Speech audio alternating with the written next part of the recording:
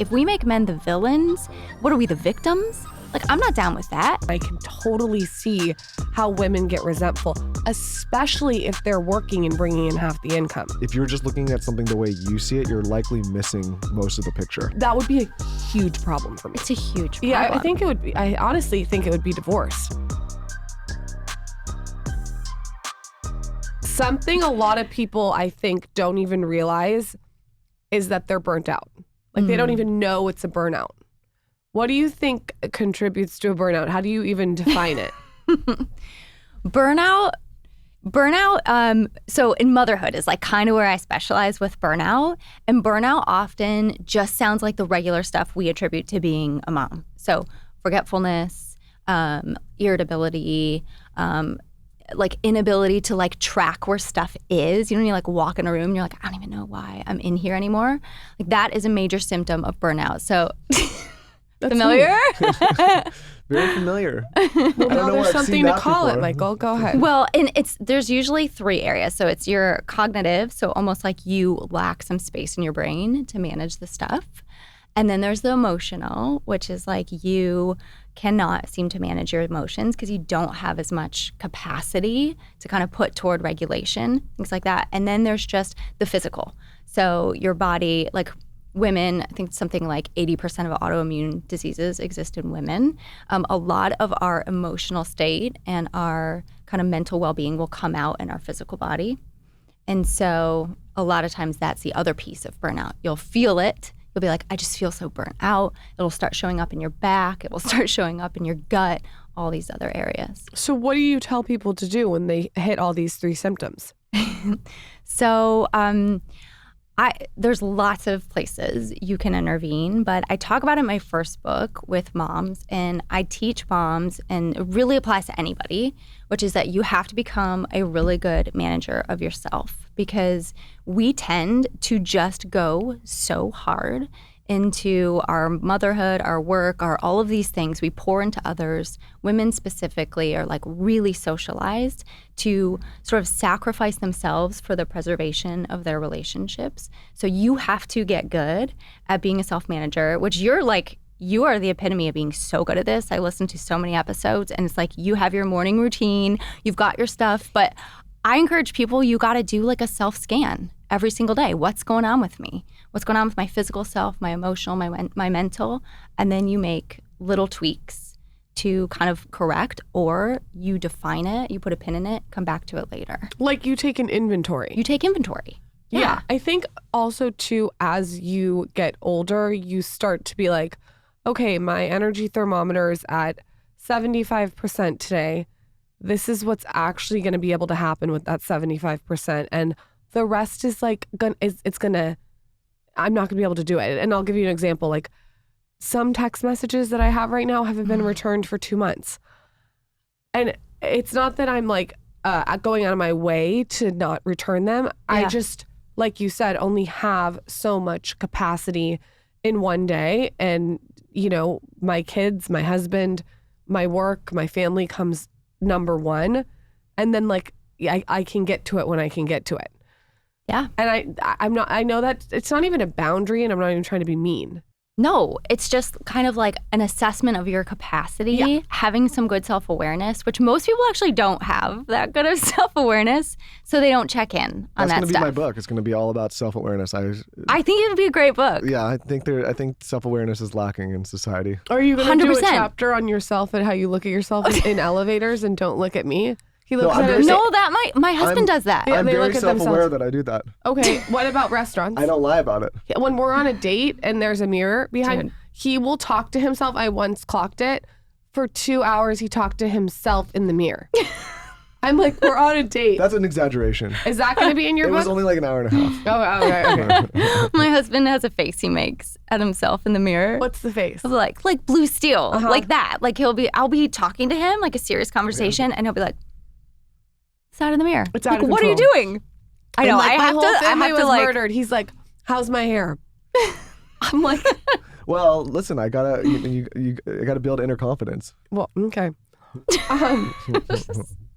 So when people start taking a self-inventory and they start really being self-aware of their capacity, What have you seen change from this?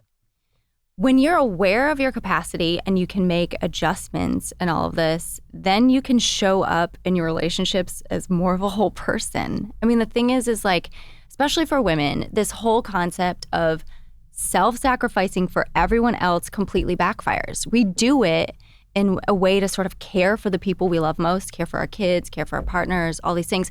And then we end up being the worst versions of ourselves when we do this. So we get grouchy, we lose our cool, we get resentful toward our partners. And so when you start assessing your energy in all these different areas, not just that, but these other areas, and you start making some space to care for them and to make some adjustments, then you can actually show up in your relationships in a way that actually benefits them. And it feels good to you because like when we show up in our relationships as our worst selves, we end up feeling really crappy about who we are.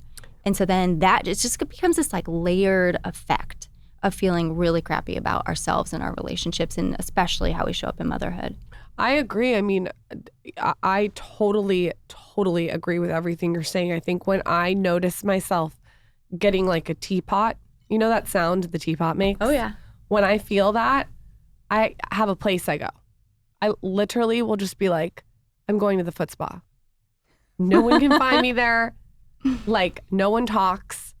I'm not going to run into anyone. Yeah. And I just go there and I will work for 2 hours. How much does guilt factor into all this? Because like a lot of the themes, and you know, I speak to a lot of women and work with a lot of women, like I hear the topic or the theme of guilt populating way more with the women I'm around than with the men. And I'm not like I'm just no, I think that's true, 100%. Yeah, maybe like men don't feel as much or don't address it as much, but like the theme of guilt pops up a lot of time, at least with the women in my life.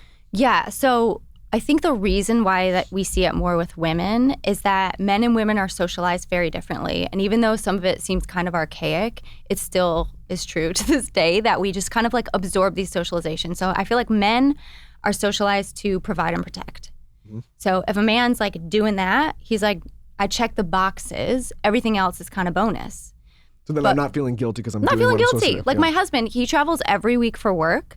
And I remember once I was like, don't you feel guilty? Like leaving the kids, like they barely get to see you. And he's like, you know, for a minute, but this is my job. This is what I do. She asks me the same thing all the time. This is what I do. I leave once a month for one night, I feel guilty. Yeah, I'll because think about it all month. we are socialized to be caretakers of relationships, of our home, of these, to be the nurturers.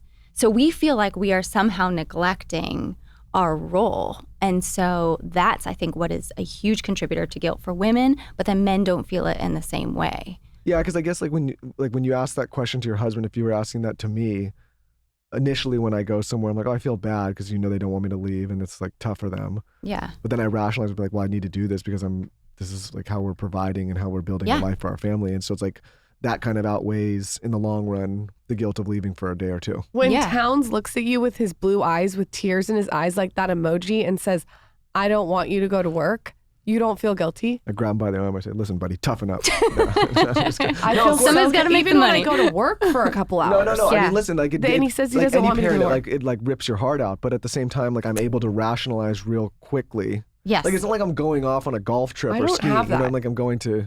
Wow, my husband does that, and it's But your still kids are like older now, right? always. I mean, Yeah. but I do. Okay, so let's like break down the guilt. So Sure. guilt is a feeling that you've sort of violated some standard you hold yourself to. Okay. Okay, Mm-hmm. so there's two kinds. There is like deserved guilt, which is when you've done something wrong, and this is a good type of guilt. You deserve it. You did something wrong. It prompts you to change your behavior to like repair. Okay. Right? Then there's undeserved guilt, which is almost all the mom guilt, which is basically some set of standards or expectations you hold yourself to that have just like gone totally extreme. Like, so if you think about this statement, a good mom should, and then you just fill in the blank with all the things, you probably have all of these really extreme and impossible standards you'd fill in. It's out of control. Yeah. So a good mom should never leave her kids, not even for a moment. A good mom should never have to use a sitter. A good mom should.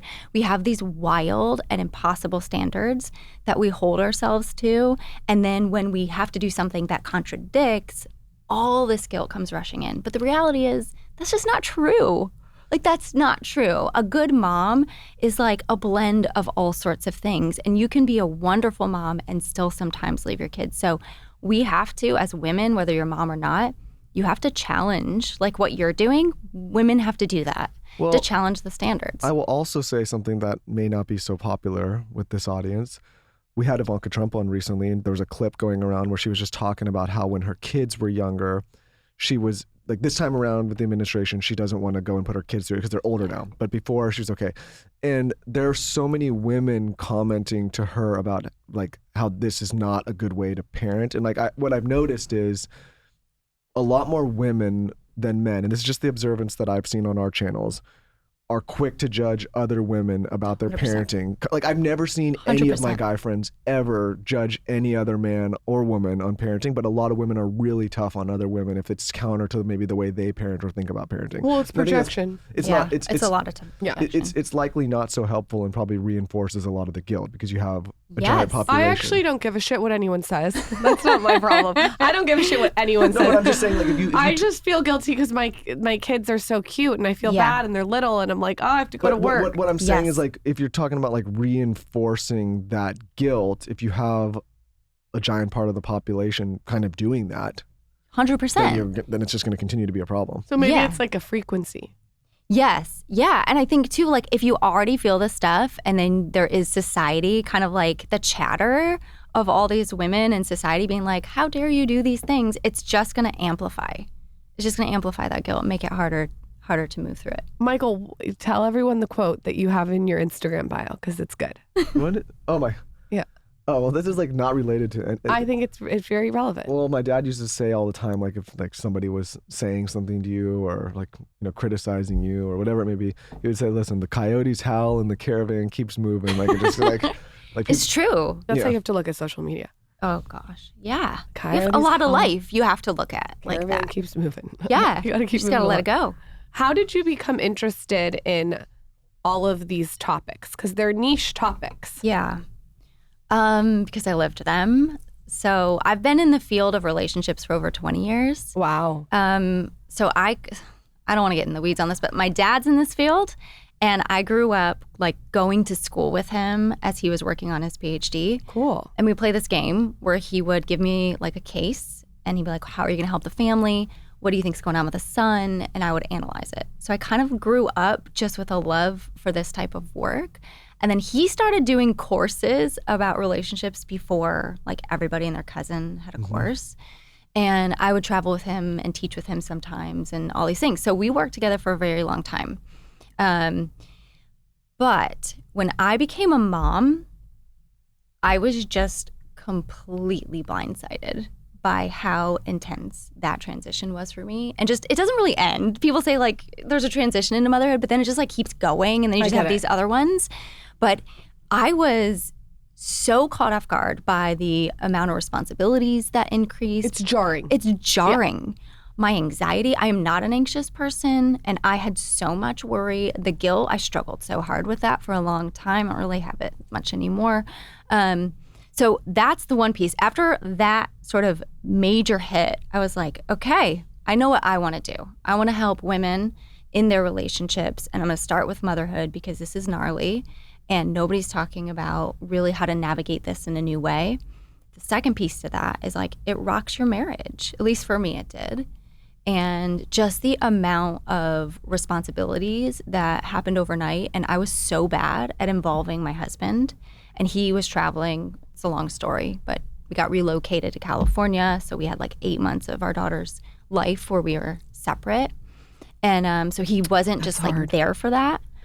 And I just remember being like, I don't even know, like I love you, but I don't even really like you right now. And like, why am I doing everything? And why do I know how to, I'm the keeper of all the information. Like what is going on? And so it were these two experiences where I was like, we got to do some work here. We need support. And so it just, yeah, speaks to me in that way. I can honestly say,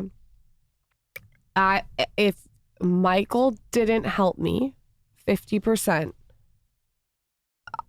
I don't know I would want to be married. Yeah. I mean, with kids, like that, it's really hard when you're doing it all your own. I can totally see how women get resentful, especially if they're working and bringing in half the income. Yes. Because if the guy can't even change a diaper, I mean, I've had friends where they're like, my husband won't change a diaper. He won't make a bottle. I'm like, that would be a huge problem for me. It's a huge problem. Yeah, I think it would be. I honestly think it would be divorce. Well, I think a lot of people, both men and women, and the reason some struggle when they become parents is like, you nailed it on the head. Like, your life alters and is changed permanently. Mm-hmm. And it's not going to ever go back to the way it was before. Like, I think some people struggle with making peace with the fact that like your life is different, your relationship's different, your responsibilities are different, and it's like for the rest of your life. Hopefully, you like your Would kids. he help when he was home? Yeah, but it was almost like, and he is, I talk about this in my second book, but he was like passively willing. So he's like, I get what you're saying. you know what I mean? Where he's just kind of like, well, tell me what to do. Show me how to do it. Like, he just wasn't like jumping in. Mm-hmm. And part of it was my fault too. Like we got to take ownership in our relationships. I fully take ownership that I kind of was like, never mind, I'll take care of it. Or you don't do it the right way, or all the things that we can sometimes do. So I think it really just made the transition that much harder. I've heard a lot of women say, oh, you don't, like, they don't do it the way I want it. Yeah. When I was postpartum, I didn't give a shit if you put the diaper on the head.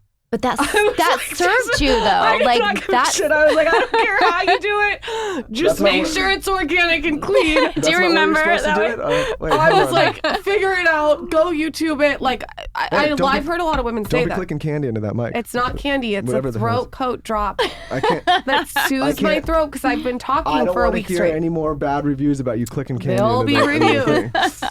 thing.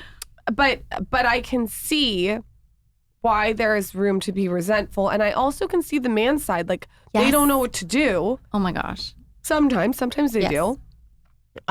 It's tricky. Well, I think like for many men, it doesn't come naturally. Yeah. And then you're like, oh, well. You would have carried the baby for me. No, I mean, Aw. you know what I think though? For me, I had a sister that was a decade younger than me. Okay. You know what I mean? So like Yeah. I grew up with a baby, and I remember spending a lot of time with her. So like I think it was just it was normal for me to be around babies. Yeah. You know, I but for think a lot of guys, they've that's never. unusual. A lot of men, the first baby they ever hold is their baby. Is their baby. That's Yeah. wild. That was the first baby I held. Pretty much was my Pretty much baby. me too. I mean, yeah. I mean, so, I'm like, what do you do with but this? you've done some certain things, probably not even aware of what you're doing, that actually really helped you, which is that you were like, you figure it out. I'm not worried. I'm not going to criticize you. I'm not going to micromanage you. I'm not going to judge it. And also, though, I'm going to make you figure it out. And I think that a lot of new moms, especially, struggle to kind of let go of the reins a little bit for whatever reason, hormones, just a change, whatever, all the worry. And so they don't involve their partners in the beginning, and then their partners don't jump in enough, and then they end up being the one who carries all that stuff. Well, it's like kind of like, hey, stay out of it, hands off. And then like, hey, you've been staying out of it, hands off, and I'm mad at you. And it's like, it's mixed Right. messaging. Totally. I will say, though, even if you do have a partner that steps up to the plate 50%, it still does take a toll on your marriage to have a new baby because gosh. you're sleep deprived. Yeah. If you're working, that's a whole situation. If you work together, that's a whole situation. I think that it's a chapter. I think it's you certainly have a to, chapter. honestly, I think you have to work twice as hard, if not more, in a relationship after you have kids than before. Yeah. Yes. Like because of a lot of Yeah. time, because we talk about this all the time. You can start to just be like, oh, we're just parents now. Yeah. As opposed to like watering the Partners. relationship. Yeah. Yeah. And like the relationship can start to become really transactional instead of actually feeling romantic or even like a relationship anymore. So it takes a and whole like lot more work. for me, like I gained 60 pounds with both my babies. Same. You don't feel like getting on a strip pole and putting on your kitten heels and like bending over in lingerie. It's No. like right away. Yeah. I need to like get my act together and like could you go down the street to a happy ending? No, I'm just kidding. Go to the foot spa. To the foot spa. So don't install the strip pole in the bedroom right now. I mean, Wait a I'd bit. like You gotta wait a bit. If it matches my aesthetic. What have you found in the good things that work in a marriage are? Like, what are the points that you see that are the common denominators of things that are really working? Oh my goodness. That's a great question. So I think there's a handful of things. So one is you have to get really good at talking about your relationship. This is like it's a crazy big issue for couples is that this is the typical dynamic is that the woman will come to the man with like whatever, something she wants to change or a need that she has, and it immediately spirals into defensiveness. Or you'll have like the hardship Olympics. Oh, I'm tired too, and like blah, blah, blah, blah. We have that every night. The hardship Olympics, what's that?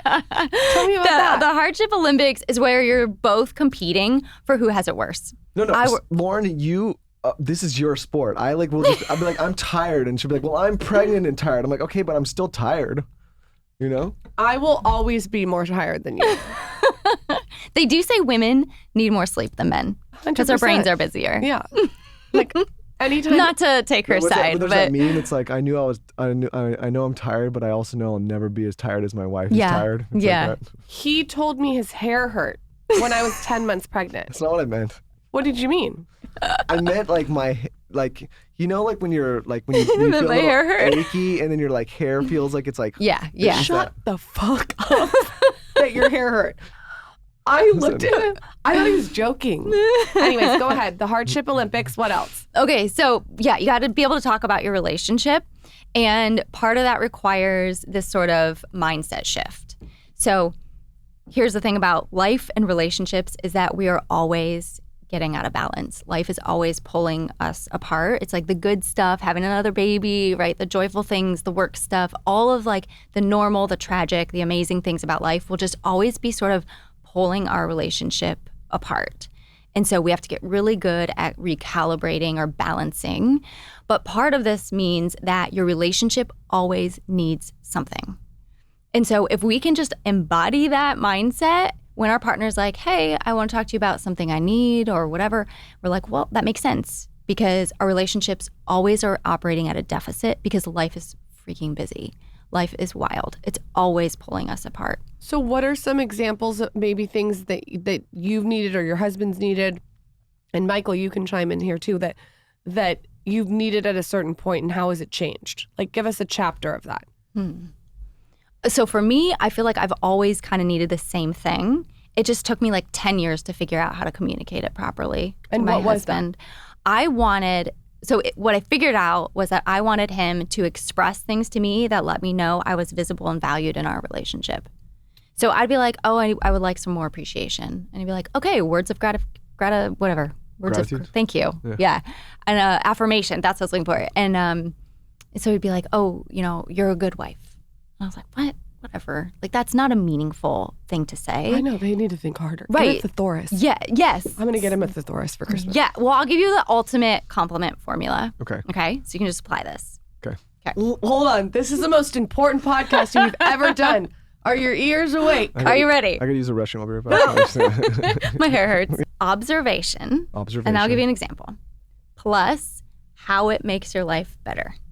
That is the best How way. it makes her life or my life better? Your life better. My life. Okay. So I'll just make something up, okay? So it might be like, I see how you prepped all of the snacks for our kids today before we left for work.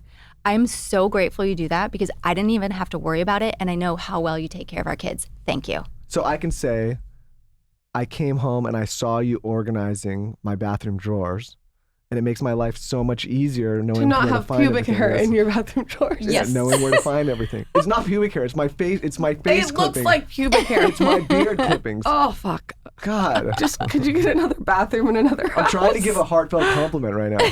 But no, you're doing it. Yeah. And that feels, I don't know, does that feel good to you? That's not my favorite one. I think they're... Not the I bathroom think organization. saying that I clean your bathroom drawers... No, okay, fine. I think we can get a little more creative. I will say this one. I'd be like, okay, we just went to our daughter's birthday party, and I saw how much effort you put into the invitations There you and go. into the party, and it was so special, and that enhanced her party and our lives so much, right? And you're grateful for how well she cares for your and kids. I'm grateful for how well you care for And our how kids. thoughtful If she's you about did it. Yeah. that once a day, your life would improve 50%. Yes, it makes a God, difference. It's literally... Once a day is a little tall order, Lauren, but It's not a tall of an order. Okay. It's not a. How Okay, can we time that? How long did that take you? I don't know. That took Okay, a lot of 10 seconds. I just did a whole board presentation. That was easier than this. Get off Twitter for I'm just 1 kidding. second. I can do it. That's good feedback. I can. Okay, let's do a challenge. You can. Hey, let me add one more piece to it. Yeah, so go it can ahead. be observation plus how it makes your life better, or it can be a quality. This is bonus. Okay. This is like bonus. Okay. A quality about Lauren that you appreciate or makes your life better. Okay. You know, it's funny because You probably are going to get laid way more now. Like just that little change. I won't honestly. be able to get off that dick if you give me a compliment every single day. Right? I love compliments. I know. From you. Well, you know what's funny is because like I think I'm not so unique, but a lot of men maybe don't require as many compliments, and so it's somewhat foreign language. That's so Right. wrong. I don't agree with that. Well, I don't require that many compliments. You don't even know the compliments I give you that are subtle because you don't even know it's a compliment. That's how good I am. This is an argument that my husband and I had for 10 years. He'd be like, I just don't need them. Yeah. And I'm like, you already get them. That is such a lie that you don't need compliments. I don't need that many compliments. From me. Listen, I have a fully Japanese grandmother and a half Japanese mother. Compliments in our house were rarefied. That's why I make it subtle. I know that. But it's you know, you just So learn to- I'll give you an example. He'll walk in a suit and like kind of like brush it up like a puff. What are those puffins? And he won't talking say about? anything, but they're looking. There's an undertone that they're looking for a little something. Yeah. And then I'll like be like, wow, that looks really good on you. That color looks great. Do you know what I mean? Like you can tell when you guys need a compliment. Okay. I'm just telling you.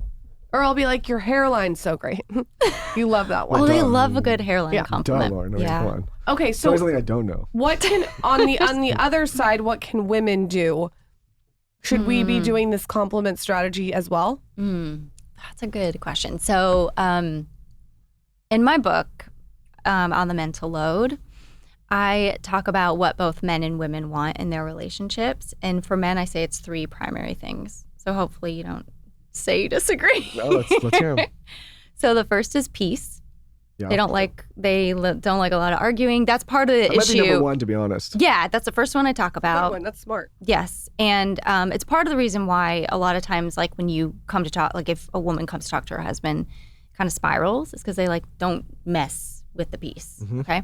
The second is affection, which then, also sex is part of that. And then the third is respect. Like I have 2 younger sisters, and I would always tell them like, don't bring a bunch of unnecessary drama. Like just don't. Yes, like, you don't want do the it. drama. Like It's don't just, do like, it. Like I know like unnecessary. some people think it's funny, bring the game, do the drama, but at some point the guy's gonna be like, I don't have time for this. I like a sliver.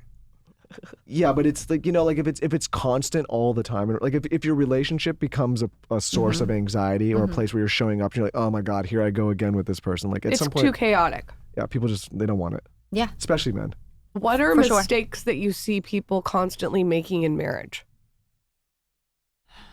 Besides not complimenting their wife every day in that way that you specifically said. I feel like this is like a whole episode on this question alone. So, okay, I'll start with one. One is that a lot of times in our relationships, we don't give until we get. So if we are wanting something different from our partner, then we're going to hold out in another area until they start to come my way. So we sort of get in these standoffs a lot of times in relationships. And so that will pretty quickly erode your connection and closeness. I think too, we kind of villainize our partners a lot. I think we start to especially after you've been married a while, if you sort of get in these bad attitudes and they sort of really take root in your relationship, we can start to kind of make our partner the enemy. And so then we start to see everything they do through this lens that they are. So maybe it's like, my partner's so selfish. So this lens clicks in. We see everything they do through this selfish lens. We make assumptions about what they say or what they do through this lens. And so we don't do a good job in our relationships of actually checking our perception of our partner and cleaning that out, resetting it pretty regularly, focusing on the ways that they make our life better, focusing on the ways that they are showing up, or even giving them the benefit of the doubt. We need to give way more gracious interpretations of our partner's behavior. I think sometimes when you're in a relationship for a long time, every little thing just starts to stand out. Yeah. And it is hard, but I totally agree with you. The way, if you can like almost like start with a blank slate in the morning and like reset Yeah. and think really positive things and see them from a different perspective, it's helpful. Okay, so you want me to get in the weeds on this one? Yeah. Because this is like, I think one of the most powerful things in relationships. So if you think about anybody you are in a relationship with, so you can do each other, but you do this with your kids too. Okay. So we start to sketch a like sort of like an internal picture of the person we're in a relationship with. It's like a mental picture of them. And it's like a caricature. So, you know, like caricatures of presidents, it's always like, you know, Trump's hair, Obama's ears or whatever. They make them super big. So as we sketch the caricature, we start to enhance certain qualities and really focus in on those. And then we minimize all of the others. And a lot of times when you're starting to get bugged by everything, you're enhancing some of those really negative qualities. And so then it's like all that you see. So that becomes like these glasses almost you wear that you interpret everything through. So like we have to see the positive. We have to shift our focus onto the areas we're kind of neglecting to pay attention to that are really good. And we have to reset it regularly. That makes total sense. I hope my character looks like Jessica Rabbit in your head. No, but it's. I think this is like for anything. You know, I think as humans, everybody falls in the trap where you just look at life through your own perspective, 100%. your own perceptions, and people start to fail to look at life through the perceptions of those around them. Mm-hmm. I think it's actually a much more powerful way to think, to try to put yourself in somebody else's shoes and see the situation as they see it. Yeah. Because like, it's arguable that if you're just looking at something the way you see it, you're likely missing most of the picture. Oh my gosh, yes, because everything is kind of subjective. Mm-hmm. So I think if couples, I call it like the 1 minute moment. If every day you spent 1 minute, like you set your phone, you just did this for 1 minute, you just close your eyes and you imagined what is going on with your partner that day, and you just practice getting in their perspective. What are they worrying about? What's going on in their world? What are they stressing about? You know, what's on their plate for the day? It will dramatically change your relationship because we don't do that. We're just in our world. Then we come together, then we have the hardship Olympics, and then we get annoyed with each other, and then the disconnection grows. Smart Mouth. Smart Mouth is the only mouthwash scientifically proven to eliminate and prevent bad breath for 24 hours with just 2 rinses a day. So this mouthwash prevents bad breath 12 times longer than the leading brand. This is essentially confidence in a bottle, and it's really interesting what happens. So it's activating their smart zinc technology. This is a zinc ion activation, and it's the key to eliminating and preventing sulfur gas, which is what bad breath is. And it's the secret to all day fresh breath, which is what we all want. What I like about this brand is it was developed by a dentist and it's dentist recommended. So I feel like everyone on the planet needs to know about this for fresh, delicious breath. There's nothing worse than someone breathing in your face with bad breath. And this not only prevents it, but it also prevents it all day, which is awesome. And I love that they use that smart zinc technology. I think that's awesome. How I would use this is I would use it after you brush. You could even floss before, and then I would use the mouthwash. Never have bad breath again. Find Smart Mouth at Walgreens, Walmart, Amazon, or visit smartmouth.com/skinny to snag a special discount on your next Smart Mouth purchase. That's www.smartmouth.com/skinny. Don't miss out on 24-hour fresh breath. Your mouth will thank you. I am pregnant and I need to be as comfortable as humanly possible because everything is uncomfortable. From bras to leggings, it's just an uncomfortable phase. And one thing that I do not compromise comfort on is my shoes. So I needed a pair of shoes to get my steps in. I'm trying to do like 7,000 to 10,000 steps a day, which is pretty hard when you're this pregnant. So enter Noble. Noble is a footwear brand for training and for daily life. It's built to support you in your pursuit of physical, mental, and emotional strength.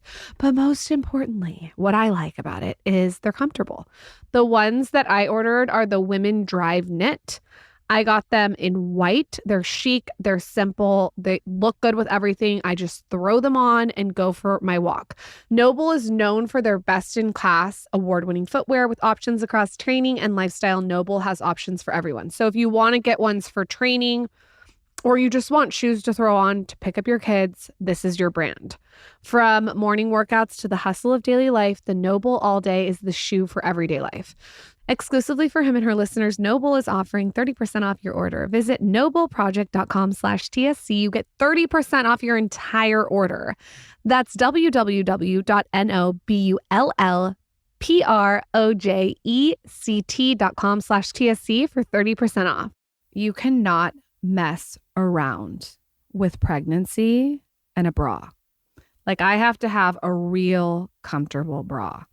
And the bra that I wear is from Skims. Okay. They have a Fits Everybody Scoop bralette.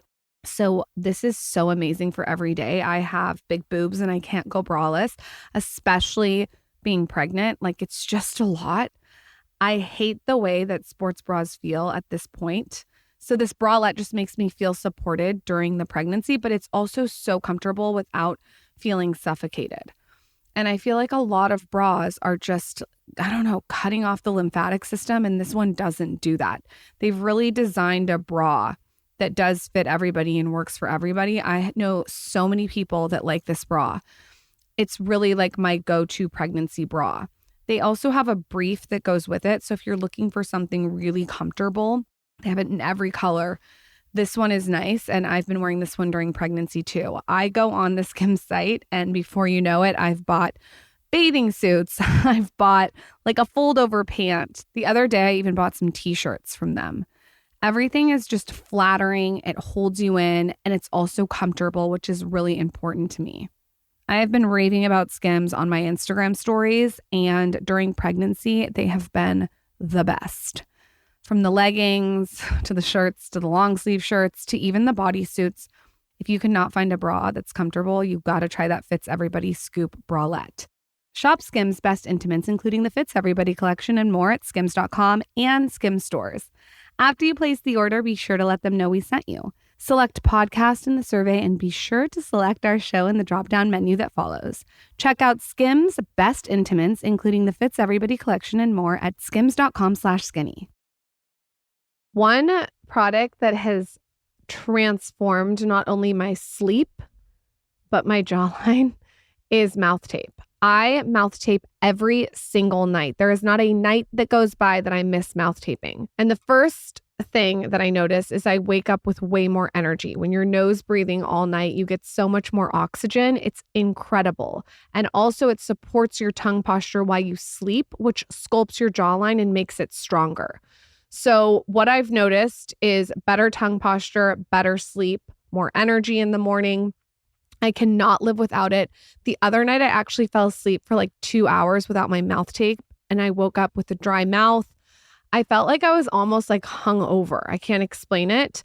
I have to have this as my nightly routine. So what I do is after my skincare, I put the Skinny Confidential mouth tape on. It has a tiny little slit, so you can use a straw if you get thirsty in the middle of the night to drink. And then I sleep with it all night. And then in the morning, I mist my face, I remove it, and it is the sleep hack of a lifetime. I know anyone who is looking for a better sleep, more energy in the morning, and a more sculpted jawline will love it. You can shop it now at shopskinnyconfidential.com. That's shopskinnyconfidential.com. It's funny, like even like this is like a random side example, but if I'm doing a business deal with someone, I'll maybe think like 10% of the time on like what I want to happen and the outcome I'm looking for.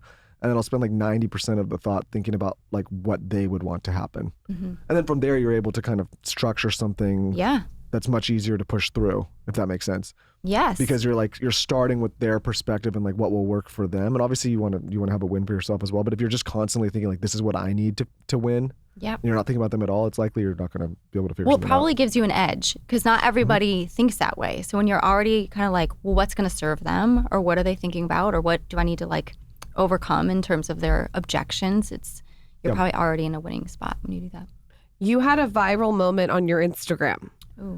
Talking about when you ask your partners for help, but it doesn't get done. Do you mean like a honey-do list? What is that? What does that mean? Can you talk to us about that? So, do you know the concept of the mental load? No, tell us about it. You don't? No. Okay. This is like, can I get in the weeds? You Yes. okay? This okay. is the podcast. This is to the do All it. right, let's do it. So I'll give you the 30,000 foot definition and then I'll get in the weeds on this because it's kind of important to understand. So the mental load is the seemingly never ending running to-do list that we carry around in our minds. And it has two major components. One, the majority of it is invisible. And two, it takes up cognitive real estate. So it like crowds out other, just like room for other things, remembering things, regulating your emotions, getting in the mood for sex, all this stuff crowds it out. Everybody has a mental load. In the home and family life, usually women carry it. So, okay. I feel like I carry a little bit of mental load. Well, you guys have talked about doing things 50-50. Michael's very maternal. That's great. So That works that's for where you. that- yeah, it works for me. I can't tell if that's a compliment or not. It is a compliment. I think it is. Yeah, like today, our son had to go to the pediatrician. I took him to the pediatrician. Yeah. You're mature. I appreciate that. I think it's great. Go ahead. Real mother goose over here. And I don't think like 50-50 doesn't work for every couple. No, but it does no. have to feel fair. No. Because if you don't feel like it's fair, that's when you'll build that sort of animosity. and stuff. We also have a different situation. We do a show together. Yeah. We Well, run I want to be. I want to business. be help. I mean, and especially now, like she's carrying another child, and like I don't, I want her to be comfortable as can be. So go ahead I about also the don't think mental like load. I know this is like Oh. I don't see it that big of a deal to go like change diapers and things. It's not. I also don't want my kid running around with a dirty diaper. No. Then they get a rash, and then you got a whole nother Yeah. set of issues. Yeah, you treat Towns like your little Ken doll. You do his hair. Yeah. Like here's your baby doll. Go ahead. Okay. Well, you might not know much about this if you feel like this is really well handled in your relationship, but this is a massive issue for a ton of couples. Okay, so if we get in the weeds on the mental load, a lot of times what happens is like the guys will say, yeah, so that's life. Life's busy. Make a list, knock it out, and kind of move on. And the women will feel kind of silly for like, why am I so overwhelmed when this is just like basic life stuff, doing the laundry, like picking up the kids, all the stuff. So this is the in the weeds. There are 3 domains of tasks with the mental load. There's the physical, that's like cooking dinner, doing the laundry, mowing the lawn, stuff like that. There's the mental, which is like the making of lists. So if you're like your work life, a lot of that's mental. And then the third, so if you imagine them like circles, so we're doing like a Venn diagram. Mm-hmm. The third is the emotional. And this is the kicker. Because the emotional is like the regular, ongoing calculations, typically women, not always, maybe you're really good at this, are thinking about the experiences of members of their family. So they're trying to like maximize positive experiences. So like, for example, if we pull our kid out of this school for a better school academically, are we gonna like scar them for life because they are gonna miss their friends? Or if we don't, are we gonna scar them for life because they now like don't have as good of an education? It's like all of these sort of mental calculations. What about even micro moments, like even like breakfast, like Oh my gosh. I don't want phones at the table. I want to talk about what we're grateful for. Yes, I want thinking about that tiny little even. moments like that everywhere. You know what I was thinking as you were talking, like I don't think this is not an issue in our marriage, but I think one thing that we do primarily because we get to talk to so many people like yourself is we talk about a lot of this stuff. So Yeah. it's on my radar. Yes. You know what I mean? Like I Yes. imagine if we didn't talk to people like yourself and I didn't talk to her about this stuff as often, it would probably not. I've never heard someone explain it though like But this. you know what I mean? Like it would, as a guy, like it would probably like go over my head. But For because sure. we talk about it so often, I'm aware of it. So maybe Yeah. like that's why we're able to manage it together. Yeah. And I'll just to like round it out, where these 3 circles come together, where they overlap, I call it the triple threat. And the majority of tasks in the home and family life, it goes back to what you're saying with these micro moments, include all 3 domains. So like when a woman's like, I don't know why I'm so overwhelmed, and it kind of can be like judging herself for feeling overwhelmed. It's like, well, yeah, because like every little thing you do in your home and family life can be unpacked to include tasks from all of these 3 areas. So when you do that for everything that goes on in a home and family, it's like no wonder It's a lot. women are burned out and overwhelmed, or no wonder just like family life can be so stressful. I also think, and I'm going to be really honest, I have a lot of help. Totally. Yeah. And I cannot imagine, and I said this to my nanny the other day, I cannot imagine not having help. Yeah. She raised 3 children with no help. We talk about it all the time. She used to bring her daughter to her job, and her daughter used to help her at 9 years old. And she tells me all of these stories about being a single mother and having no help from a man, and being pregnant and having to bring her small daughter, and her daughter having to help her. And I'm sure that set her daughter up, who's now successful for success in a lot of ways. Yeah. But I have extreme empathy for people that don't have help, because I'm lucky enough to be able to delegate and say, hey, can you, help me with this? Can you help me with this? To not have that, and I have help from him 50%. So to not have that I can't imagine for a woman. Well, the way that I think about, like, we would not be able to do what we do for a living without it. Right. Like, it would be impossible. I don't feel like I have to justify it. I'm not justifying it. I But just feel like I have to say, like, fuck, if you don't have any help, and you don't have any, maybe you don't have your husband either helping you. Yeah, I'm not even justifying it. I'm just saying, like, if we didn't, there would be sacrifices that would need to be made in other areas. And so I can imagine how hard that is. Yes. You know what I mean? Yeah. Because, like, we would literally have to say, okay, like, we both work at the same time. It's almost like impossible to have a job. Yes. Because it's like, I don't know, it's a full 360 immersive job at home. Yes. And then to run a house, and like you're saying, keep it clean, do the laundry, mow the grass. It's a lot. Yeah, I mean, like, the demands of modern family life are, I mean, then you like roll in all the peripheral stuff, like the expectations that we have for ourselves, because we're constantly consuming content that makes us feel like we're falling short and all this stuff. So it feels almost insurmountable, because this is not like how we used to live life, in this way, with these crazy expectations for ourselves and our family and our home and our kids' behavior and what we look like and all the things. We didn't used to exist this way. Women are working at higher rates than ever before, which is great, but also more demands on family, and you need support to be able to kind of like do all the things. And I think it's just become nearly impossible. And that's partly why women are struggling and why couples are struggling, is that modern family life is just absolutely relentless. It's a lot. And then it's like, Blue Day at school, and you dress them in red. I know, and then Spirit Week at my it's like, and then it's like Strawberry Snack Day, make snowmen, and you got to bring that, and then you got to pack a lunch, and it's on and on and on. Whereas, no offense, the man's a little more. Oh no, I showed up at school the other day, and the teacher hit me with what's going on for snack day, and I was like a deer in headlights. I had no idea what I was like. We picked Valentine's Day for snack day because my daughter and I are obsessed with holidays. Yes. And she asked you that, and you didn't even like. Well, listen.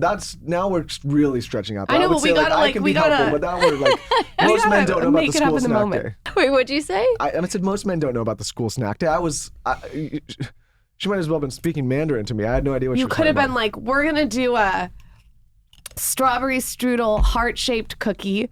We're gonna be doing heart shapes with whipped cream around the strawberries. You could have got creative with it. I didn't even know. Yeah, well. You didn't even know about snack day. No, I didn't even know about snack day. Okay, so this is like, this is what she's saying. Coming back, like, we totally veered from the original question, and I'm probably still not going to hit it yet, but part of the complaint of women is that men say things like, well, I don't know. And so it excuses them from having to participate or take care of any of these things. I'm not saying that you're doing that, but it was just a perfect example. And part of it is that I think where men need to shift, women need to shift too around this area of the relationship. Where men need to shift is they have to get better at being in the know of what's going on in the home and family life. But let me give you the reverse. What if I showed up, I'm like, it's snack day. Like, is that what women want either? Like, I don't know about that. I don't know. Yeah, you bring up a good point. Like, if he came home and he goes, time for some bills to pay, I'd be like, get the fuck away from me. Like, I got the I'm in strawberry. my house. Because I like to be in my feminine in Like, my what house. if I popped out? Yes. I was like, I made the strawberry strudels. Like, Oh you know, my like, gosh. like no, that. but even with bills, I don't want to be involved. I think sometimes women got to be I'll careful take the with snack what day. they, You could take the bills. Yes. Sometimes you got to be careful with what you're asking for. Yes. Because there is a little my bit of gosh. a testosterone issue going on with some in my It's all the in my seed gender. oils. Yeah. We can't blame it Get all rid on of the the soy seed milk. oils, but Soy milk. I think some things you should just be like, okay, like and this is maybe going to sound sexist, but maybe there is some areas that men should not be involved in, and some. I actually agree with you on this, which is a little bit maybe controversial No, in it's my not anymore. field. It's I mean, not listen, anymore. But like, If my son, like, say he's gonna go, like, I don't know, he wants to go play football, like, dude, I don't know, like, and I'm sure like mom can show up to support, but like, I don't know, maybe like that's an area where I could like spend a little more time with him. Not that I'm the greatest, you know what I mean? Like, just think like there are some areas, like, you want to take him hunting? No. Yeah. Okay. Right. Well, I think, okay, so with the topic of the mental load, what I see, like if you start consuming any content online about this topic, it always villainizes the men. It's like, oh, they, just divorce them. It's basically like the solution that everybody Great suggests. advice. Great Yeah, it's advice. like really, really, honestly, as like in this field, it's incredibly frustrating and it's not productive. Criticism is not a great starting point for change. So like, why are we doing that? It makes no sense to me. And I think, so my book approaches it completely differently, which says it's you two versus the world. Life is busy, life is hard, get aligned together, and then you attack it together. And the other piece is like, if we make men the villains, what are we, the victims? Like, I'm not down with that. Like, women have a ton of power to make changes in their relationships on their own. I am not down for this like victim stance where we have like no sense of agency in our relationships. So we have to be so careful. And I think along with what you're saying, sometimes, especially online, we'll see all this content about like wanting men to level up in some pretty big ways. And I'm not opposed to it. There are some men out there that are pieces of work that need to do some work. But we do have to be careful. If we expect men to be like replicas of women emotionally, we are not going to find it attractive. No, I think We're it's, not going to be down with that. No, I don't. I think that's what people are seeing. I don't need you to be doing snack day. I'm good. Well, it's The good hard because shape- that's good you don't, because I'm not. But let me caveat that with when I do snack day and it looks like Disney on Ooh, Ice. yeah. Yeah, I'll be And complimentary. the cookies have the smoke coming off of them and they're perfect. And the teacher is beaming from ear to ear. And your daughter has her apron on and we bring it to school. I need you to be like, you know what? I saw you making those cookies. Those cookies looked I'm amazing. gonna show up to the school. You are and I'm gonna such a be- good mom and a good wife. I'm gonna show up So to school and that's- be like, listen, I got snack day. I taken don't care give a of." shit. I don't need you to help me with the house, the Yeah. curation, the energy, like the way it looks, the decor, the Yes. cookies. But you better compliment me. But do Yes, you think That's- is, just that's all I appreciate want. it. is it fair to say that modern couples are also kind of up against societal norms that have always been mixed with pressures to maybe change those norms, and people have not gotten used to that yet? What do you Meaning, mean? I don't there get what you is mean. Still, like, and I know this is a crazy thing to talk about these days, but there is still a male-female dynamic, at least in a heterosexual relationship, and I Yeah. think sometimes when you push men to be more feminine or women to be more masculine, It messes with the it dynamic. messes with the chemistry a bit. Yeah, I think that we have some of that going on. I feel like we're just like in a transition time, I think, for a lot of couples relationships, just like in general as a society. Women are like, we're more highly educated for the most part, except I think doctorates we're not, but 50% of women are in the workforce. We are less reliant on men for the providing and protecting like we used to be. So we're wanting more things out of the relationship. So we've kind of like upped the game and we're like, come on guys, like get with the program. And I think we've changed at a faster pace than men have, because they're like, wait, I've been doing it this way. Now you want something different from me.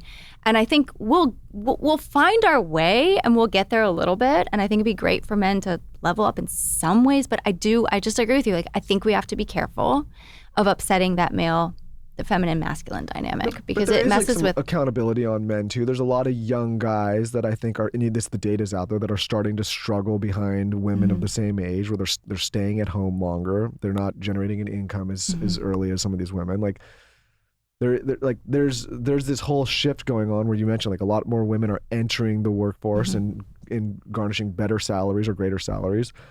And like that's also probably going to be a big struggle for a lot of those young guys as they enter those relationships, because maybe they're now not the breadwinner. Mm-hmm. But like, again, that's like also just people have to take personal accountability and figure that kind of thing out for themselves. Figure out what they can handle. Yeah. I think it's a nice balance. What I've realized, like for me personally, is I like a balance in a person of masculine and feminine energy. Mm-hmm. I think when you're hyper feminine or hyper masculine, it's hard to be in a relationship with. Mm-hmm. So, I'm really masculine in my career, and if maybe the way I show up on social media is a little bit more masculine. Mm-hmm. When I'm home, I'm in my feminine like no other. And I think with you, I want you to be in charge of protecting and making sure the family unit's Wait, I good. thought you were doing that. No, you're doing that. I'm not. I don't want anywhere near that. And I expect that. Yep.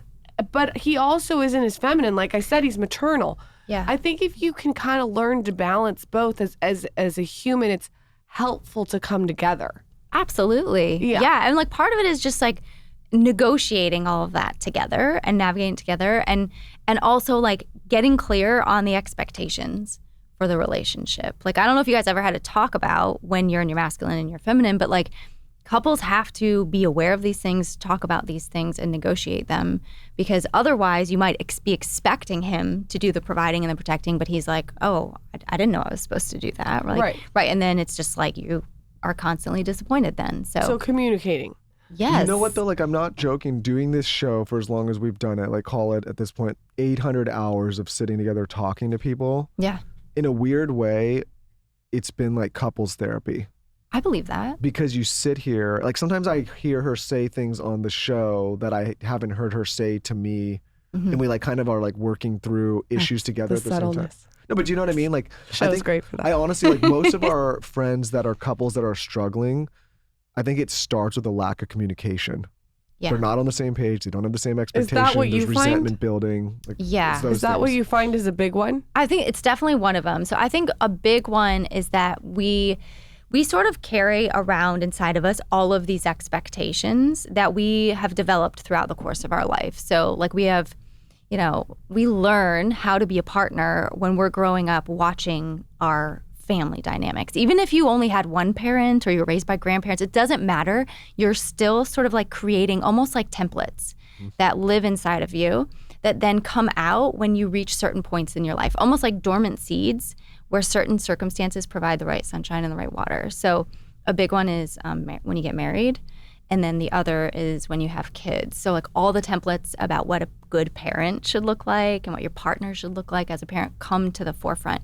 What happens though is a lot of times people aren't even aware of these things operating under the surface, and all that they are is they're creating these ideals that they're projecting onto their partner. And if they're not aware and their partner's not aware, it becomes a major source of frustration and disappointment, because when you have all of these unexamined expectations, they really are just sources of like judgment, of other judgment or self-judgment. Quick break to talk about Primal Kitchen, one of our favorite condiment companies in the world, so much so that we've had the founders of Primal Kitchen on this podcast multiple times. Let's talk about real food for a hot minute. We all know we should be eating more real whole foods, but seriously, who has the time to make sauces and dressings from scratch? Not me. I definitely do not. That's why we love Primal Kitchen condiments. Primal Kitchen has nailed the perfect combo of high quality ingredients and delicious flavor, so your meals will taste as real and homemade as it gets. They're not just made from real ingredients, they're also made for real food eating. There are so many staples when it comes to Primal Kitchen. Some of my go-tos are their buffalo sauce. Their mayo is unbelievable. Their ketchup is maybe unbeatable.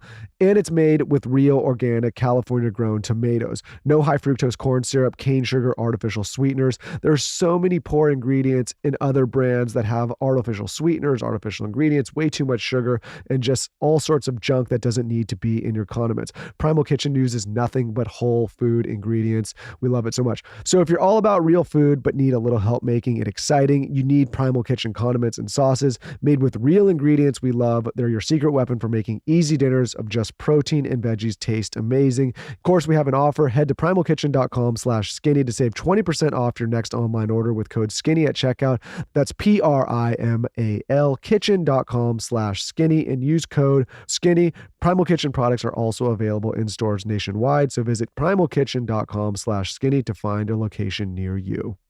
So one of my friends got sick and I saw her today after she was recovering, and I brought her some of my favorite supplements. And amongst those were Symbiotica's vitamin C, no brainer, Symbiotica's elderberry, my favorite, and then Symbiotica's glutathione. I tell all my friends and family about this brand because it's just creme de la creme. Symbiotica is really, it's as clean as it gets. There's no seed oils, there's no preservatives, there's no artificial junk. It's just high quality, real ingredients that actually do something. I'm telling you guys, when I take this stuff consistently, I feel a difference. I know you will see a difference. How I take it is like my own way. So I'll do the vitamin C with beauty water and put it in water and froth it up. I just think they make products that are designed around energy, glowing skin, and gut health, and they have a lot of integrity behind their products. I also think they taste amazing. My kids love the chocolate mushrooms that they have.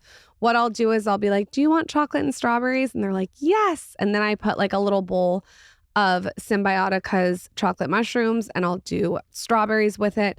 I've just found really fun, creative ways to use it. Symbiotica, wellness made simple. Go to symbiotica.com/TSC for 20% off plus free shipping. That's symbiotica.com/TSC. You get 20% off plus free shipping.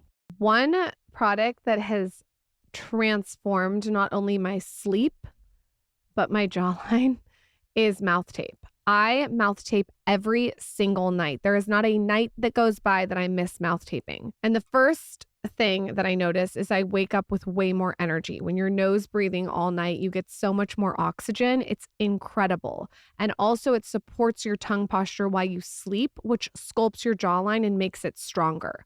So what I've noticed is better tongue posture, better sleep, more energy in the morning. I cannot live without it. The other night, I actually fell asleep for like 2 hours without my mouth tape, and I woke up with a dry mouth. I felt like I was almost like hungover. I can't explain it. I have to have this as my nightly routine. So what I do is after my skincare, I put the Skinny Confidential mouth tape on. It has a tiny little slit, so you can use a straw if you get thirsty in the middle of the night to drink, and then I sleep with it all night. And then in the morning, I mist my face, I remove it, and it is the sleep hack of a lifetime. I know anyone who is looking for a better sleep, more energy in the morning, and a more sculpted jawline will love it. You can shop it now at shopskinnyconfidential.com. That's shopskinnyconfidential.com. Throughout your marriage, you've been married, you've known your husband since you said 14? Yeah. 14 years old, and you've been married for a very long time. How has it... 87 years. I told you, like Rose in Titanic. 87 years. But how do you look at the marriage now compared to when you started? How has it evolved? Yeah, we had to work through like the stuff that I try to help couples work through. We had to work through all that stuff. That's so interesting to me that even someone who has the tools. Well, there's two people in the relationship, and I'm not saying it's him, but I'm just saying like it's a dynamic. It's a dynamic. So you're like, he'll like spark something in me, and then we'll end up in this place. But one of the biggest was being able to talk about stuff without it spiraling into defensiveness. That was like one of our biggest hurdles that we had to like keep working at over and over again, because when he'd get defensive, I'd shut down, and then I would just like hold on to everything. So like, what are some of the prompts you would bring to the conversation in order to have someone not get defensive? Because I think every couple does that. We've done that. We've done that. We do that we every call day. it the tit for tat. Oh yeah, the tit for tat. Yeah. Every day. Every day. I'm not like, we fight. Yeah. Anyone that's fine. I mean, couples can fight. So what do you do when you get defensive? So, okay, there's lots of strategies. I have like a ton of strategies in my book. So if you're going to like bring something up that's like you've been holding on to, you need to talk about it. One thing you can do is you can hedge it. Some people don't like this, but some people love it. It's helpful. Which you just say, I need to talk with you about something. I'm kind of worried you're going to get defensive. Can you handle it? Okay, it does. Okay, it kind of, it's like I don't know. It's a little bit tricky, but it's really helpful. So it does a couple things. One, the person can self-reflect. Okay. Because a lot of times we don't self-reflect. And so they can say, yeah, I can handle it. So then if they say something and they get defensive, because they just committed to not getting defensive, they sort of pause and they have to reevaluate. Am I going to actually do this? And then if they do get defensive, you can say, I was worried you were going to get defensive and you just did. Like what? So then the follow-up is, what are you hearing me say right now that is causing you to feel defensive? Because a lot of times, again, like we are interpreting what they're saying in a completely different way than they meant it. And we're like using all of these, like I said, like we wear these glasses, we interpret our partners through different lenses. That's playing a part. Okay, what are the other strategies? I want all of them. That's a good one, though. That's a great one. I can't wait for you. She's going to try it on me. So this probably is like more, my thought process about some of the strategies is like, you move along a continuum of confrontation. So I believe that in some relationships, you do have to get confrontational to get a little movement. So this is more of the confrontational strategies. So if you bring something up to your partner and they immediately react with defensiveness, one thing you can do is you can bring out like what are their sort of ideals for your relationships. You got like their relationship goals.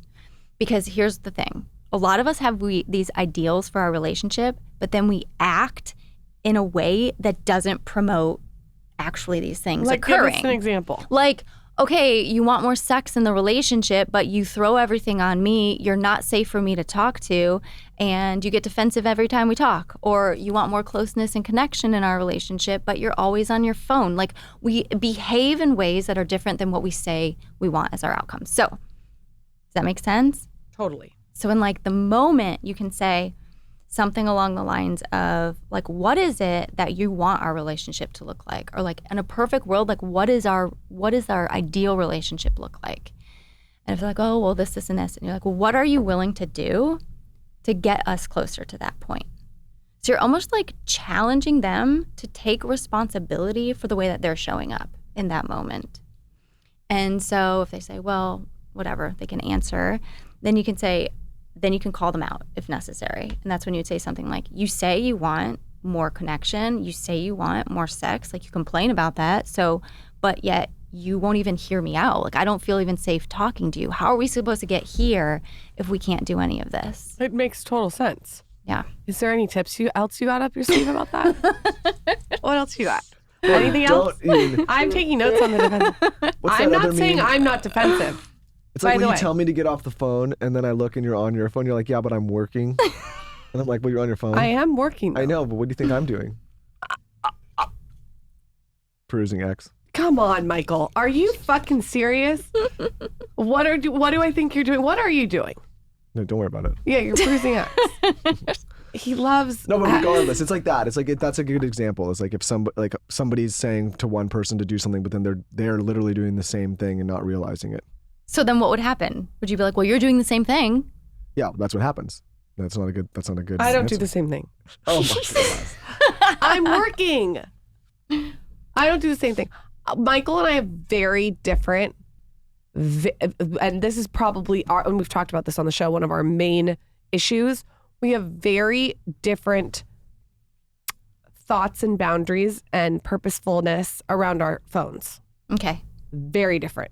Like the way the way he is with his phone would never work for me. Listen, I hear all these people, and many of them have been on the show, and many of them are my friends, and they go and they say, if you look at your phone, you're gonna be on someone else, and you're gonna be disrupted, and it's gonna set you off, and the energies. And I'm like, I just never experienced that. I never pick up my phone. I'm like, oh my God, now I'm on somebody else's schedule. I understand. I don't feel obligated to answer texts or phone calls or emails. The news doesn't bother me. Like it doesn't. And so when people tell me these things, I'm like, that's not my experience. Okay, but let me ask you this. When he's on his phone, like that moment, you guys are sitting at home, I'm assuming, and you like look over and you're like, you get annoyed. I find it dismissive. Okay. I work on my phone. It's what I do for a living. when I go to dinner with someone, they would expect me to be on my phone. No, it's in my purse. Yeah. It's dismissive. When I'm I with don't go on my phone someone at dinner. in anyone, I think that if you can't take a minute from your phone, like, what is life? Yeah. And I'm not saying he's like that obsessed with his phone. That's not what I'm saying. He's not. I just think in certain moments, the dinner table, in bed, I'm not a in bed phone person. But I would invite you to consider Look at the smirk.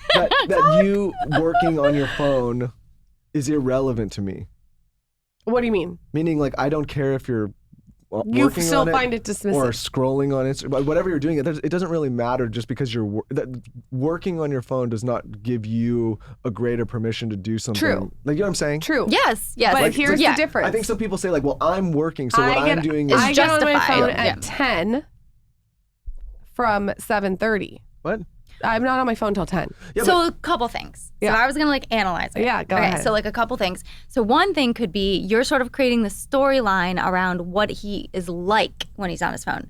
Oh, he's like this dismissive guy. He's distracted. He's da da da da da. Yeah. Okay, so then The it's big going. storyline. You should hear it in my head. Yeah. So It's that's like your. a whole story. Okay, is that your storyline? Big time. Okay, so She's a big what narrative he's person. doing then is like you're like gathering evidence to support your Every story. second, I have a Yeah. bag full of evidence. Okay. I have stuff I've written down. I love it. It's not healthy. very toxic, Lauren. It's The not internet healthy. gets so mad at me. I'm It's not honest. healthy. Okay. Well, no, but that's honest. probably and not that's healthy. But it's like collecting complaints. So you're just gonna kind of fire yourself up. Yeah. Okay, so like the hard push to you would be, well, like you're responsible for how you write your storyline Yep. toward him. Uh-huh. So like one choice is to like rewrite it Okay. and be like, he's just like, this is downtime. Okay. This is downtime, and I want him to feel comfortable in our. That's hard. I know it's hard. I know. I'm just giving you one option. There's other options, but like I want him to Dr. feel. Morgan, that's hard. I can try. I'm gonna try. Try it. Like I want him. Like one thing that I think about with my husband is like I want him to feel comfortable in our home. I don't want him walking around on eggshells, and I don't want to exist that way either. So I try, like when he goes on his phone, not to like nitpick, because like I don't want the same thing turned toward me, and I want him to like be at peace in our home. So that's like one way. Okay.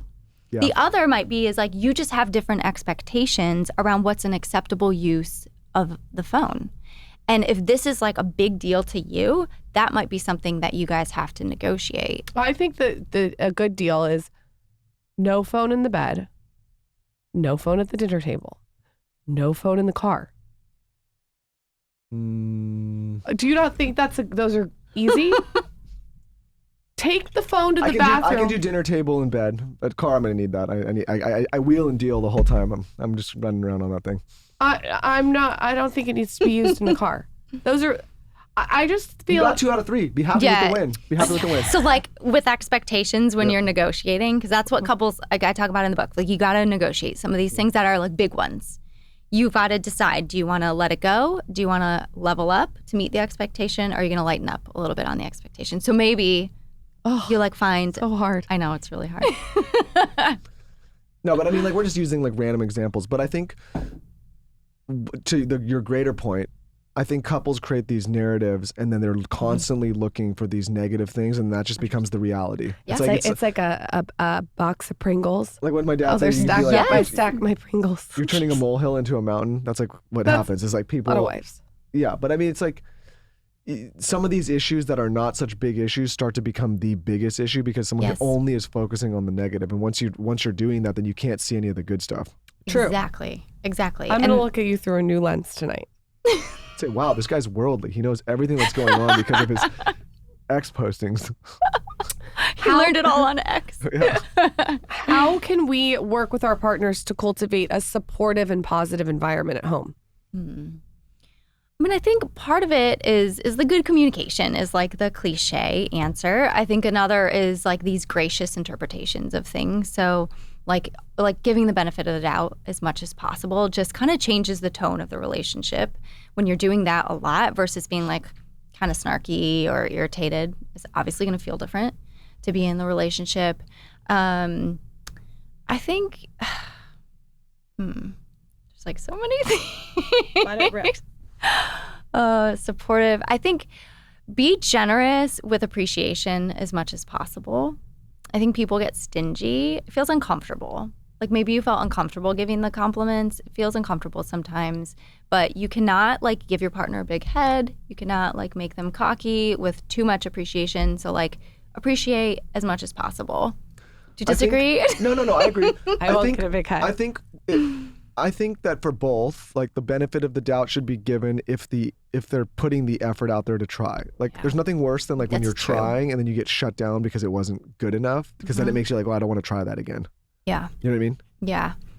Yeah. And I think, sometimes couples get super entrenched though into these patterns. So it's like it might not work out perfectly the first time around. So it takes time.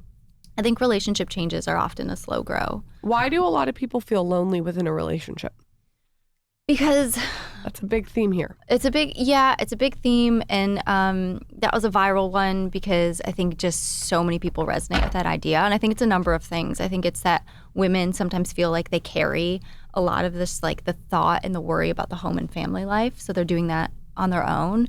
A lot of what they do is invisible and doesn't get acknowledged or appreciated. I think too, like we're on our devices so much that we kind of like disappear into this like different world. And so we can be right next to our partner, but they're like completely distracted. And so I think that's a big piece of it. I think another reason is like, once you've been married for a bit and you start entering into the transactional stage of a relationship, you become kind of like roommates.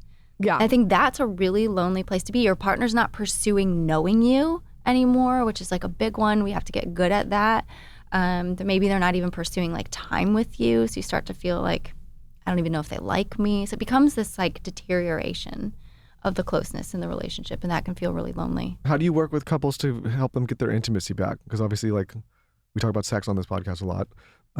Sex, in my opinion, is very important to a long-term relationship, I think, for anyone. So what do you do when people start to kind of lose that? I think there's a lot of places you can start, but I think one piece is that sex starts outside the bedroom, but a lot of times we don't see it that way. 100%. Yeah. So it's like if your relationship is struggling, so will your sex life. And if your sex life is struggling, probably so will your relationship. And so kind of like expanding how we think about sex is really, really important to kind of like taking that step into working on the relationship. No one's ever said that in the podcast, and you're so right. If your wife is bitching at you for how horrible you are all day long and playing the victim, who wants to have sex with that? Right. And on the other side, if your husband's being a fucking asshole and sitting in his overalls, farting in his jeans, watching his phone all day. What kind of guy you picturing here? Who's farting in their overalls? I don't know. If you married Farmer John. No, Michael doesn't have overalls. I got rid of those when we started dating. You had overalls? Yeah, he did have overalls. What? Taylor, he had overalls. I was horrified. He tried to date me. I wasn't sitting around farting in my overalls. I was like, what year was that? Were you 12? We were. How old were you in those I overalls? was probably 20. Oh, 20, and I made you wait another year to date me. It was like Oshkosh too. It was Jean overall. No, I went to some. What did I do? I don't know what you. Honestly, then the year before that, you wore a kilt. Yeah. That was for a party. How did you get her? I don't know. This is why it took 10 years. I had to refine a couple of times. Wardrobe. Yeah. Taylor, Oh my gosh. this is all true. Okay, but I will. Okay. For real though, like what you're saying is a big, big deal. A dynamic specifically around the mental load stuff that comes out a lot is that the woman will start asking her husband, well, usually husband or like her partner, to step up more. And he will whatever. He won't do it. Or he'll be like, okay, just remind me, just make me a list. So then she starts becoming the nag in the relationship. And so he usually starts kind of pulling away at that point. And so he starts to feel to her like a child. And because now she's the nagging mother, she starts to feel like the mother. And so now you have this parent-child dynamic going on, which is like sexy. not sexy. Yeah. Not sexy at all. So that's like another piece. That makes so much sense. It's like a childhood situation. What's the flip of that with the dad and the daughter? Oh. Flip of that with a dad and a daughter. I don't know, actually. It mostly happens in that direction. Yeah. But yeah, that's okay. Now I'll be like thinking about that my whole drive My home. ex-boyfriend used to nag me all the time. It was flipped. Really? It was flipped. He would nag me all the time. I wasn't perfect. Let's just put that out there. I was chaotic, very chaotic. But he used to nag me all the time, and it just got to a point where I was like, I don't want to fuck you. No, I mean, it's just I'm not attracted to even it. if it's not mother son, just make it parent child because that applies there too. It was like it's a just little yeah. like boy, like I didn't even know that's what that was. I all of a sudden one day woke up and I'm like, I don't want to be intimate with you. Yeah, it's like the ick. You don't want to do that. He also broke both his arms though. So you didn't have to. Who were we talking to the other day when you brought this up? He literally broke both his arms. There's no more embarrassing injury in the cast. How did you break both his arms? I don't even remember. It was a long. Don't put him on blast like this. No, I'm not gonna put him on blast. I feel bad. Oh my gosh. Hopefully he's not a listener. Okay. I mean, that'd be even weirder. Tell us about your book. This was such a fun episode. How fun. Come back anytime. You're so fun. Thank you. Okay, so my new book's called A Better Share, How Couples Can Tackle the Mental Load for More Fun, Less Resentment, and Great Sex. And it's the only book I'm aware of at this time that talks about the mental load and how it impacts your sexual relationship. So that's something that's really different. It also, and like I've read everything pretty much out there on this topic and consume a ton of content on it. It positions the couple as being on the same team. It talks about, so you're not going to feel like defensive as a man reading this. You're not going to feel like you're villainized. I just don't think that's helpful. And so it's really going to equip couples in some powerful ways. And it talks about 4 areas you have to get good at sharing. So perspective, expectations, ownership, and accountability.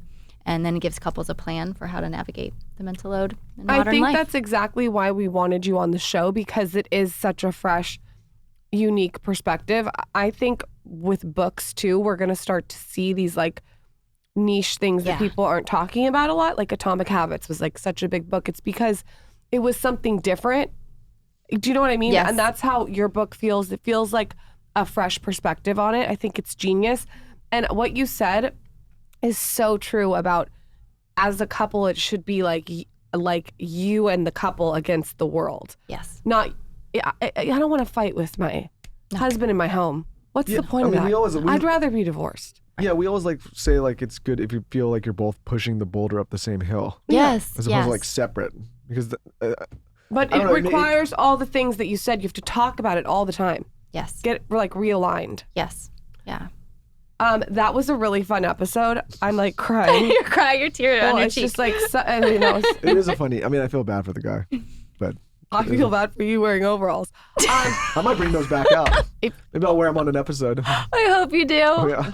Alone. Can you make it the cover of our episode? I'm going to change the cover. You should find the photo so everyone can it's the worst too because I wore them with no shirt under. What? And how much did you weigh? Oh, and I was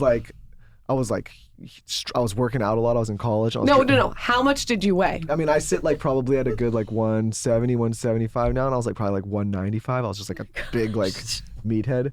And you walked up to me and I was like, huh? I never walked up to you in the overalls. I have that picture in my head. You saw a picture of it. In my vision, my narrative. It was bad too. It was like, like back in the day whenever all the guys had like the little spiky hair. Oh yeah. It's not a proud moment. I'm not gonna lie. Oh, and when you look at the time, you think it's like the coolest thing, then you look back. Yes, of course.